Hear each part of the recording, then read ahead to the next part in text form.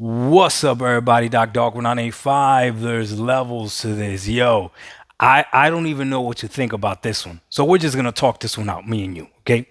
All right. So Microsoft offered Boosteroid a 10-year deal for all of their Xbox games. So now if you have Boosteroid, you can play Xbox games on it.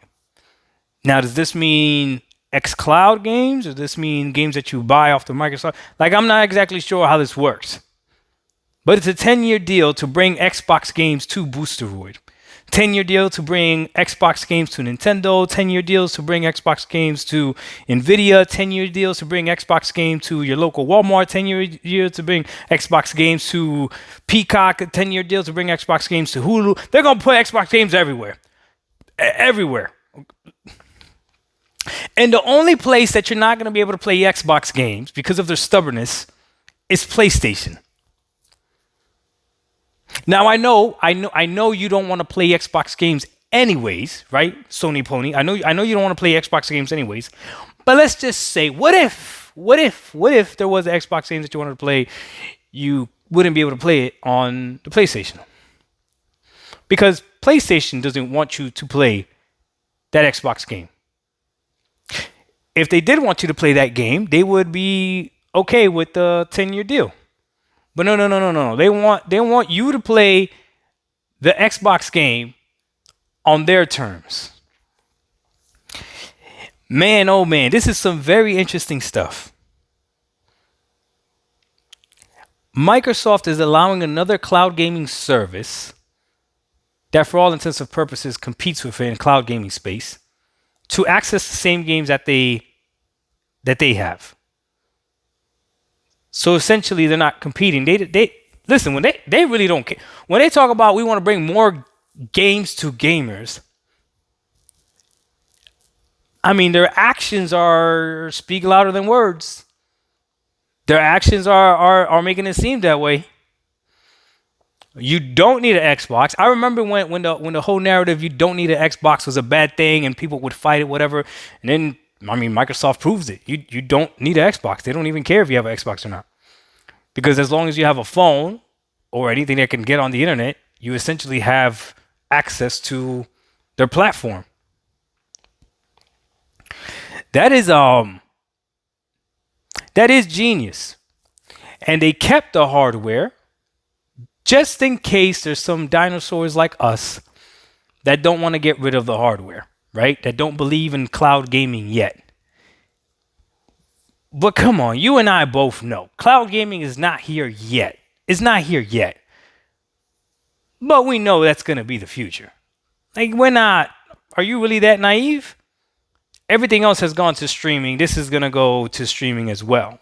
Okay, it is what it is. It is what it is. You watch more streaming content than you do content that you download. You listen to more streaming content than you do content that you download. Streaming is second nature to you. It's just that streaming gaming is not second nature to you. Not yet. You know, in reality, this actually does make me worried for Sony, because I don't know if Sony could recover with how behind they are when it comes to this cloud gaming stuff. And I know the Sony apologists are going to sit here and pretend like nobody cares about cloud gaming and like cloud gaming is not the future. Like, you can believe whatever you want. Cloud gaming is more the future than VR is. I'm just being honest with you. Not knocking VR, but I'm just being honest with you. But Boosteroid.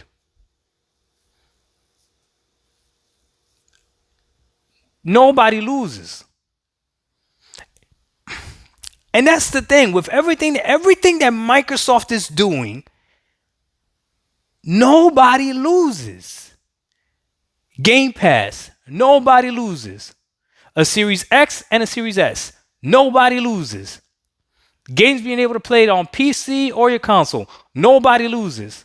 Games being able to play on the cloud or whatever screen you have access to the internet, nobody loses.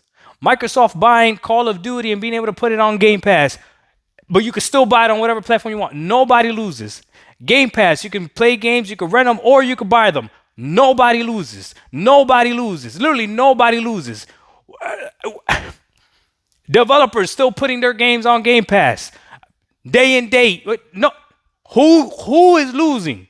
Indie titles that would have never been played, people are playing them. Nobody loses. Gaming genre is getting new fans because people get to try them out. Nobody loses. Dog, Microsoft is revolutionizing the gaming industry. This is unprecedented times that we're living in.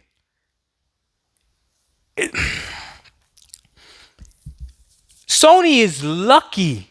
Sony is lucky that it's outperforming the Xbox Series X. It is literally lucky that developers are developing games better on the PS5 than they are on the Xbox Series X. Because that's the only thing right now keeping PlayStation afloat. This generation has proved how exclusives for these two companies are not enough. You finished playing God of War. You're done playing it. You're not playing it anymore. You're not playing Horizon Forbidden West anymore. You're not playing Ratchet and Clank anymore. You're done. You're playing third-party games right now. And some of you might be playing a third-party game that's on Game Pass. Shout out to Wulong. Shout out to Atomic Heart. Shout out to Hi-Fi Rush. Well, y'all didn't have Hi-Fi Rush, but you know what I'm talking about. Let me know what you guys think. What is Microsoft doing putting their games on Boosteriod? Is it just another tactic to prove like, hey, we're willing to put our games anywhere? What they're doing is different. Dog 1985, there's levels to this. We out. Peace.